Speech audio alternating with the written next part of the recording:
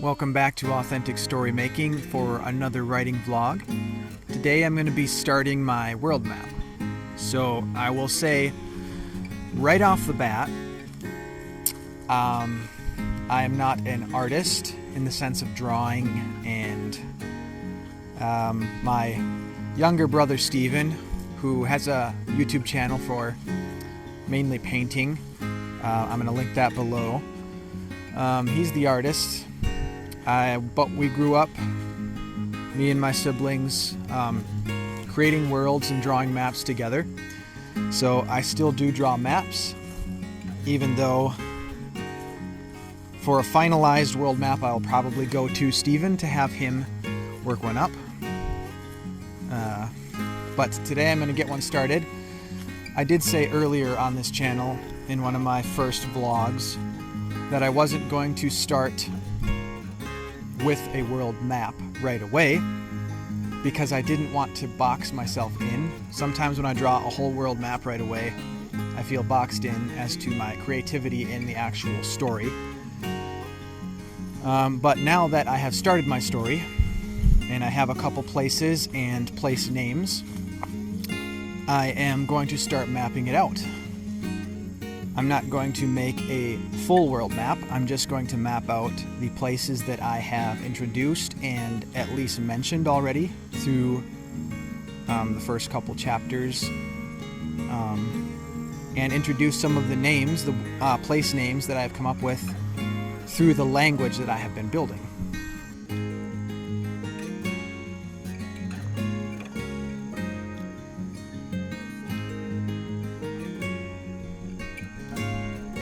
We are now halfway through September, so here in the northern Midwest, the leaves are already turning.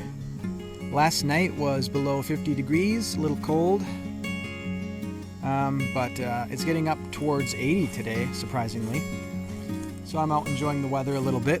I think I'm going to go out, there's a field pretty close to here, and throw some discs as well.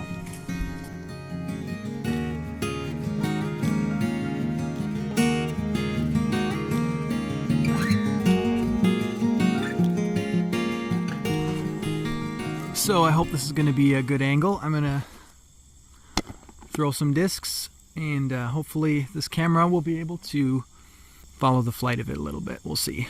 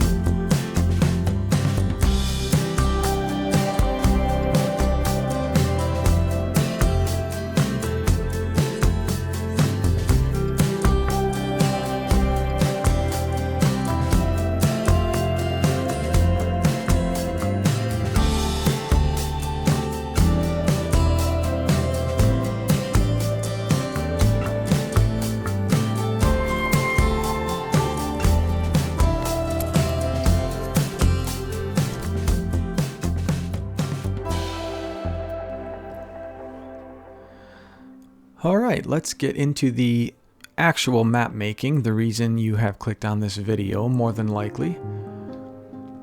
What I'm starting with here is the capital city of this kingdom that Book 1 will be taking place in. Up until the point I am at right now, I'm currently at Chapter 5. This city has only been in mention. It has not been seen yet, but I'm planning on, within the next couple chapters, actually bringing it physically into the story. Adding in, it's on a prominent hill, got a lake below it, as I envision it at this point. Adding in a mountain range right above it. This has not been at all mentioned in the story, as will be the case with several of the landmarks that I'm going to add in today. but they did tend to fill in the map in a way that I felt like it should be, as I was finding myself kind of unconsciously visualizing as I was putting in the city and the actual places that I have already described. So I was just filling in a small mountain range up to the top, northern region there of the kingdom, putting in some forest. Now this style of mountain range I actually haven't used much before. I did some research, watched some YouTube videos today, looked at I looked at Pinterest, and I tried out this style for mountain ranges, and I really like it. It's not so much focused on individual peaks, but an actual range. Kind of the same thing over here. Now this is where my protagonist first comes into the world from his own, is in this high country here. Now this is not so much mountain peak kind of mountains. It's a little bit smaller, but it's a high country, so it's got a lot of fir trees, which I'm going to be adding in here.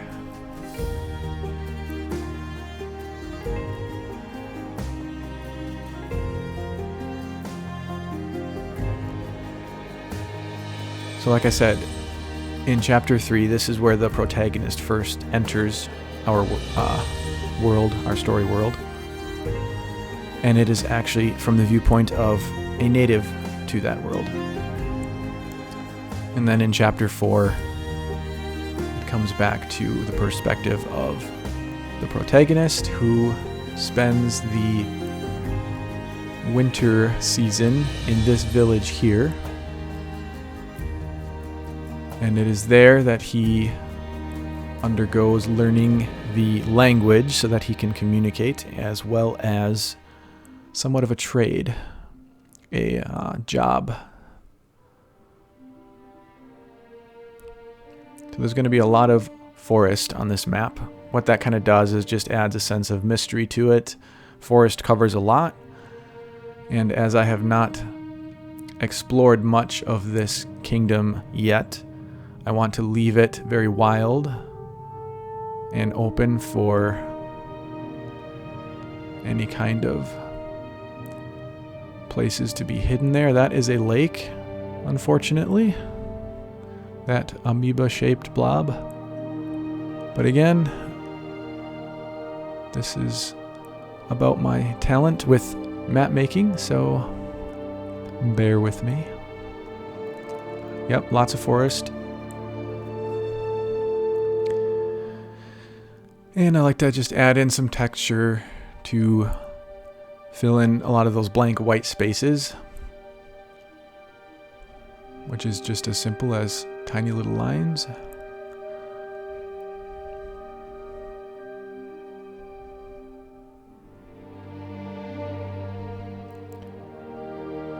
Filling in as much as I can with the forest, adding in another smaller range down to the southwest. Again, not mentioned yet, but I felt like it should be there.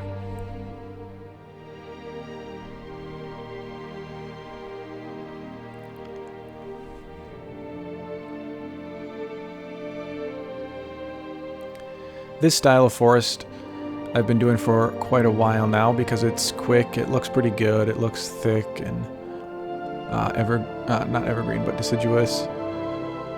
I've tried other styles that take a lot longer, and I didn't have the patience for them. But I think this accomplishes what I want. And as I add in the trunks on the bottom parts, I think it's easy to tell it's a forest to me.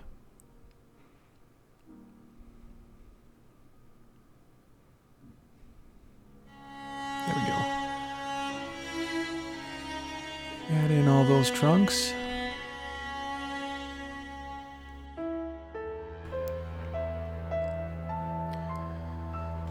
Now I'm just going to be adding in some shading just to make things pop a little more.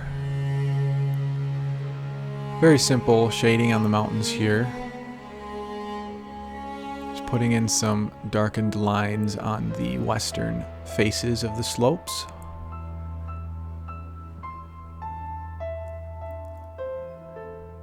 Adding in some more simple texture out in the white areas. Here's another little village. I'll probably have those dotted around here and there, though these will be unnamed so far. But it is a kingdom, so there are going to be quite a few villages scattered throughout.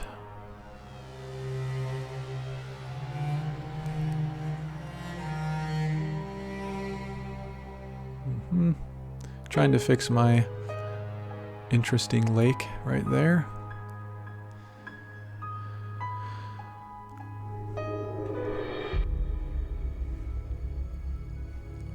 So I took a darker marker here, and I'm going to be running this along the western edges of all of the forest, just to help accent and make it stand out a little more.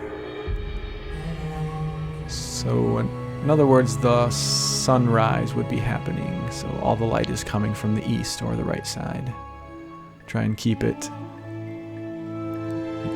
uniform in that sense all the way throughout. I've learned that much from watching my artist brother. It wouldn't make sense to have shade on both sides.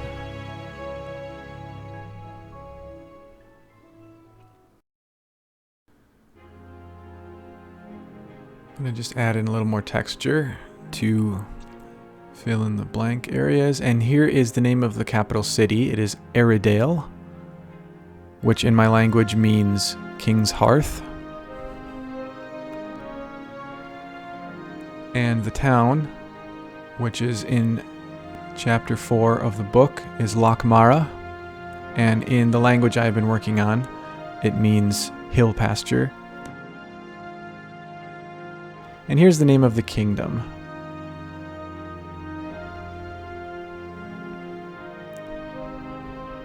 So we have Mythandor. And in the language that I have been working on, Mythan is the word for morning, and Dor means land. So you could say it means morning land, or the land of the morning, you know, that idea. Mythandor, Arydale, Lochmara, those are the place names I have added in and introduced up to this point. And like I said, there will be more as I write being added in.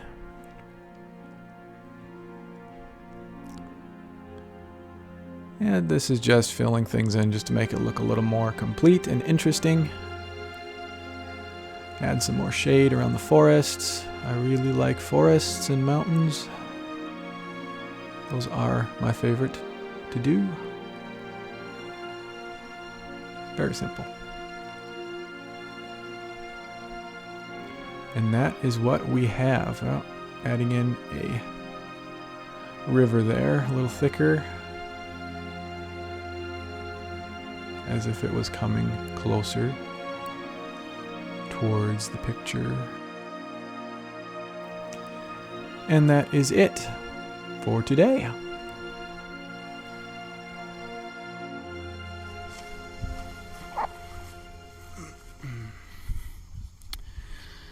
So that's going to be the map so far. As you can see, it's pretty small. I did actually try a version on a bigger piece of paper, and it was just too much room. I didn't want to expand it too much.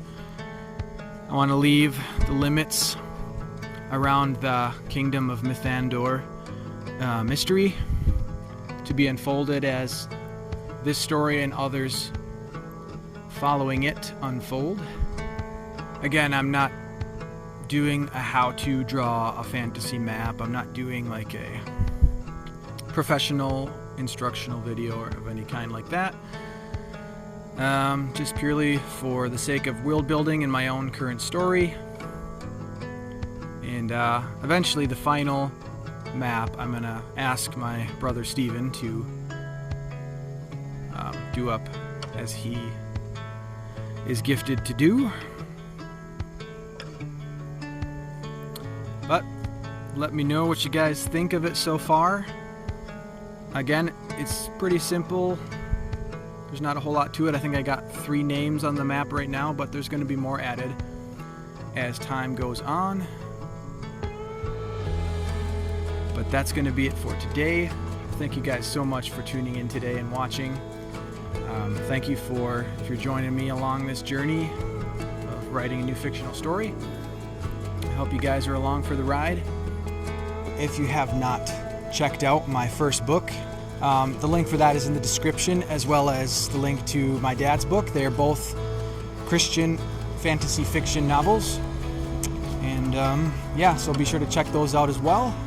Both of them work as standalone books. They have satisfying endings that do not require sequels, so you don't have to worry about that.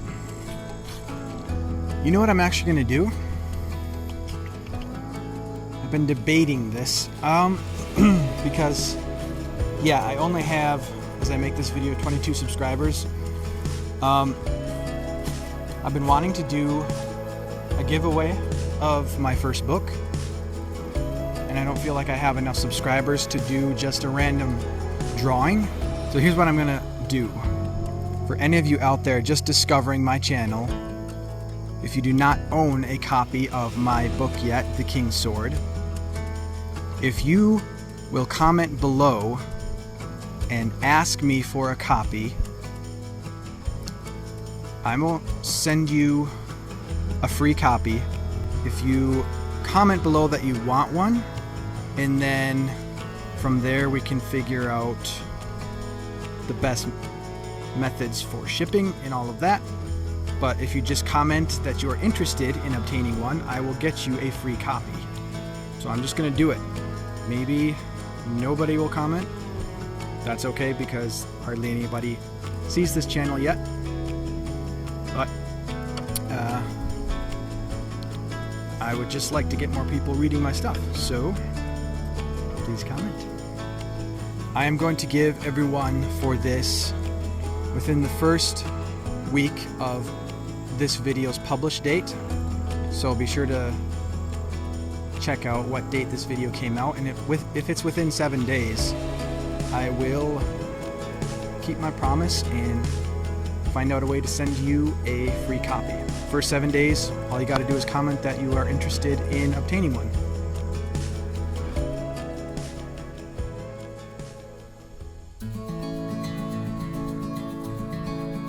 I am going to add one caveat onto this offer, because I got back home after filming this and had a moment of panic on the very, very, very off chance that maybe a lot of people would start commenting. I am going to offer it to the first 10 people, just to put a limit on it. I am 99.9% certain I will not even get up to that 10. But I have to cover all angles, just in case. It's YouTube. So again, thank you for watching, everyone. If you are interested in that free copy, comment below and we will get it figured out. But until then, we'll see you in the next video. Have a good day.